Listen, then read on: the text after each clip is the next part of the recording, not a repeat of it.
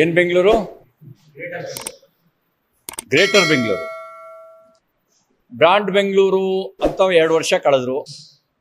ಈ ಗ್ರೇಟರ್ ಬೆಂಗಳೂರು ಅಂತ ಹೇಳ್ತಿದ್ದಾರೆ. ಇದ್ರ ಮೇಲೆ ತಮ್ಮ ಅಸಹಾಯಕತೆಯನ್ನು ವ್ಯಕ್ತಪಡಿಸಿದ್ದಾರೆ.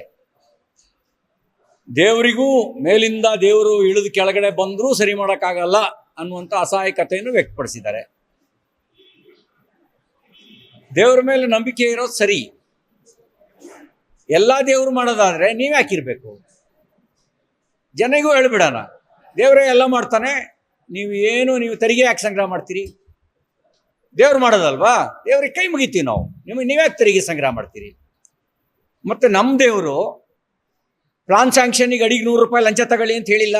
ಯಾವ ದೇವ್ರು ಹೇಳಿದೆ? ನಾವು ಪೂಜೆ ಮಾಡೋ ಯಾವ ದೇವರು ಹೇಳಿಲ್ಲಪ್ಪ.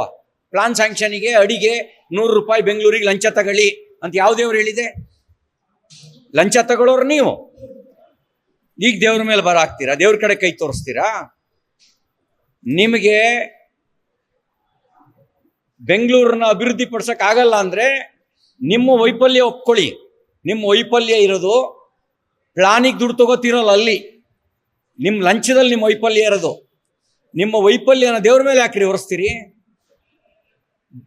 ಒಳ್ಳೆ ಮನಸ್ಸಿಟ್ಕೊಂಡು ಕೆಲಸ ಮಾಡಿದ್ರೆ ದೇವರು ಸಹಾಯ ಮಾಡ್ತಾನೆ.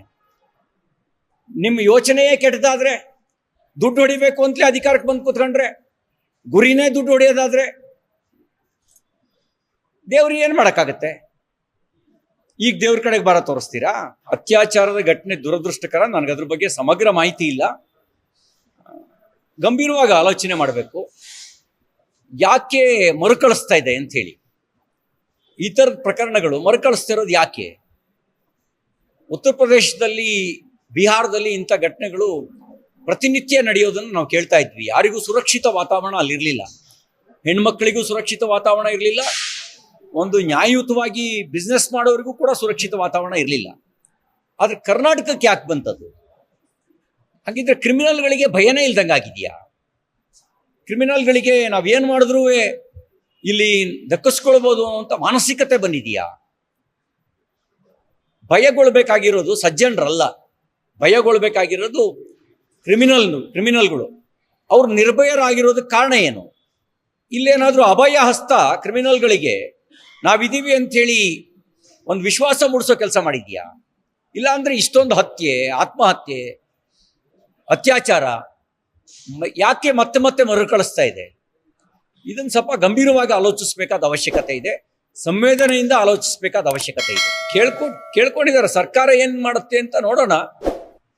ನಮ್ಮಲ್ಲಿ ನಿತ್ಯ ಹಬ್ಬ ಇದೆ. ಜಾತ್ಯತೀತ ಸರ್ಕಾರ ಒಬ್ರಿಗೊಂದು ಮಾಡೋಕ್ಕಾಗಲ್ಲ.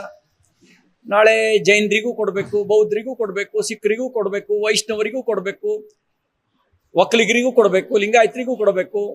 ಹಾಗೆ ಒಂದೊಂದು ಹಬ್ಬ ಬಂದಾಗ ಕುರುಬರಿಗೂ ಕೊಡಬೇಕು, ಎಲ್ಲರಿಗೂ, ದಲಿತರಿಗೂ ಕೊಡಬೇಕು. ನಮ್ಗೆ ಯಾಕೆಂದರೆ ನಮ್ಮದು ವೈವಿಧ್ಯತಮಯವಾಗಿರುವಂಥ ಒಂದು ರಾಷ್ಟ್ರ. ಆ ವೈವಿಧ್ಯತೆಯನ್ನು ಗೌರವಿಸಬೇಕಾಗತ್ತೆ. ಒಬ್ರಿಗೊಂದು ಮಾಡೋಕ್ಕಾಗಲ್ಲ. ನಾಳೆ ಎಲ್ಲರಿಗೂ ಅವಕಾಶ ಕೊಡಬೇಕಾಗತ್ತೆ. ನೋಡೋಣ ಜಾತ್ಯತೀತರು ಏನು ನಿರ್ಣಯ ತೆಗೆದುಕೊಳ್ತಾರೆ ಅಂತ. ಜಾತ್ಯತೀತತೆ ಅಂದರೆ ಓಲೈಸೋದು ಮಾತ್ರನೋ? ಜಾತ್ಯತೀತತೆ ಅಂದರೆ ಸರ್ವಧರ್ಮ ಸಮಭಾವನೋ? ನೋಡೋಣ. ಇವರು ಅಂಬೇಡ್ಕರ್ ಜಾತ್ಯತೀತತೆ ಅಂದರೆ ಅದು ಸರ್ವಧರ್ಮ ಸಮಭಾವ. ಸಂವಿಧಾನ ಸರ್ವಧರ್ಮ ಸಮಭಾವ ಹೇಳಿರೋದು. ಓಲೈಕೆಯನ್ನು ಹೇಳಿಲ್ಲ ಸಂವಿಧಾನ. ಇವರು ಓಲೈಕೆ ಮಾಡ್ತಾರೋ ಸಮಭಾವ ಕೊಡ್ತಾರೋ ನೋಡೋಣ. ಅದು ಎಲ್ಲರಿಗೂ ಮುಂದುವರಿಸ್ಬೇಕಾಗತ್ತೆ. ನಾವು ಗಣಪತಿ ಇಟ್ಟಾಗ ಇಡೀ ದಿನ ನಮಗೆ ರಜೆ ಕೊಡಬೇಕಾಗತ್ತೆ. ನಾವು ನಿತ್ಯ ಭಜನೆ ಮಾಡಬೇಕು, ಹಗಲು ಮಾಡಬೇಕು. ನಾವು ಹಾಗೆಲ್ಲ ಮಾಡಬೇಕಾಗತ್ತೆ. ಏಕಾದಶಿ ಬಂದಾಗ ಏಕಾದಶಿಗೆ ವಿಶೇಷ ಯಾರ್ಯಾರು ಏಕಾದಶಿ ಮಾಡ್ತಾರೆ ಅವರಿಗೂ ಇದೇ ರೀತಿ ಒಂದು ಅವಕಾಶ ಕೊಡಬೇಕಾಗತ್ತೆ. ನಾವು ಬೇರೆಯವರಿಗೆ ಯಾಕೆ ಕೊಡಬೇಡಿ ಅಂತ ನಾವು ಹೇಳಲ್ಲ, ನಮಗೂ ಕೊಡಿ ಅಂತ ಕೇಳ್ತೀವಿ. ಎಲ್ರಿಗೂ ಮಾಡಿದ್ದು ನೀವು ಎಲ್ರಿಗೂ ಸಮಾನವಾಗಿ ನೋಡೋರಲ್ವಾ? ನಮಗೂ ಕೊಡಿ ಅಂತ ಕೇಳ್ತೀವಿ. ನೋಡಿ, ಕಾಲೇಜ್ಗಳಲ್ಲಿ ಯೂನಿಫಾರ್ಮ್ ಅನ್ನೋದನ್ನ 1964 ಮಾಡಿರೋದು. ಶಾಲಾ ಕಾಲೇಜುಗಳಿಗೆ ಯೂನಿಫಾರ್ಮ್ ಅನ್ನೋದನ್ನ. ಯೂನಿಫಾರ್ಮಿನ ಪಾರ್ಟ್ ಅಂಡ್ ಪಾರ್ಸಲ್ ಹಿಜಾಬ್ ಇದ್ರೆ ಓಕೆ, ಬುರ್ಕಾ ಇದ್ರೆ ಓಕೆ. ಯೂನಿಫಾರ್ಮೇ ಬುರ್ಕಾ ಆದ್ರೆ ಓಕೆ. ಯೂನಿಫಾರ್ಮ್ ಬುರ್ಕಾ ಅಲ್ಲದೆ ಇದ್ರೆ ಆವಾಗ ನಾವು ಹೇಳಬೇಕಾಗತ್ತೆ, this is not a Afghanistan, this is not a Taliban ಸರ್ಕಾರ ಅಂತ ಹೇಳಬೇಕಾಗತ್ತೆ. ಹಾಗಾಗಿ ಯೂನಿಫಾರ್ಮ್ ಏನಿದೆ ಅದಿರಬೇಕು ಅಂತ ನಮ್ಮ ಪ್ರತಿಪಾದನೆ. ಯಾವ ವಸ್ತ್ರ ಬೇಕು ಬೇಡ ಅನ್ನೋ ಪ್ರಶ್ನೆ ಅಲ್ಲ. ಫ್ರೀಡಮ್ ಇದೆ, ನಮ್ಮ ದೇಶದಲ್ಲಿ ಫ್ರೀಡಮ್ ಇದೆ. ಹಾಗೆ ಶಾಲೆಗೆ ಯೂನಿಫಾರ್ಮ್ ಅನ್ನೋದು ಕೂಡ ಸರ್ಕಾರವೇ 1964 ಮಾಡಿರೋದು, ನಾನು ಹುಟ್ಟಕ್ಕೆ ಮುಂಚೆ. BJP ಅನ್ನುವಂಥ ಪಕ್ಷವೇ ಇಲ್ಲದೆ ಇದ್ದ ಕಾಲದಲ್ಲಿ ಶಾಲಾ ಕಾಲೇಜುಗಳಿಗೆ ಯೂನಿಫಾರ್ಮ್ ಅಂತ ಮಾಡಿರೋದು. ಆ ಯೂನಿಫಾರ್ಮಿನ ಪಾರ್ಟ್ ಅಂಡ್ ಪಾರ್ಸಲ್ ಯಾವುದಿರುತ್ತೆ ಅದಿರಬೇಕು, ಯಾವುದಿರಲ್ಲ ಅದಿರಬಾರ್ದು. ಹಾಗಾಗಿ ಡ್ರೆಸ್ ಕೋಡ್ ಏನಿರಬೇಕು ಅನ್ನೋದು ಇಂಡಿವಿಜುವಲ್, ಅದು ನಾವು ಯಾವ ಡ್ರೆಸ್ ಬೇಕಾದ್ರೂ ನಾವು ಹಾಕ್ಕೊಳ್ಬೋದು. ಆದರೆ ಶಾಲಾ ಕಾಲೇಜುಗಳಿಗೆ ಒಂದು ಯೂನಿಫಾರ್ಮ್ ಅಂತ ಮಾಡಿದ್ಯಪ್ಪ, ಕೋರ್ಟಿಗೆ ಒಂದು ಯೂನಿಫಾರ್ಮ್ ಅಂತ ಮಾಡಿದ್ಯಪ್ಪ. ಕೋರ್ಟಿಗೆ, ಹೈಕೋರ್ಟಿಗೆ ಒಂದು ಯೂನಿಫಾರ್ಮ್ ಇದೆ, ಸುಪ್ರೀಂ ಕೋರ್ಟಿಗೆ ಒಂದು ಗೌನ್ ಹಾಕೊಂಡು ಬರ್ತಾರೆ, ಇಲ್ಲಿ ಜಿಲ್ಲಾ ನ್ಯಾಯಾಲಯಗಳಿಗೆ ಕರಿಕೋಟ್ ಹಾಕೊಂಡು ಬರ್ತಾರೆ. ಇಲ್ಲ ಕರಿಕೋಟ್ ಯಾಕೆ, ನಾನು ಕೇಸರಿ ಕೋಟ್ ಹಾಕೊಂಡು ಬರ್ತೀನಿ ಅಂತ ಅಂದರೆ ಅಕ್ಸೆಪ್ಟ್ ಮಾಡ್ಕೊಳ್ಳೋದಾದ್ರೆ ಅಕ್ಸೆಪ್ಟ್, ಓಕೆ, ನಮ್ದೇನು ತಕರಾರಿಲ್ಲ.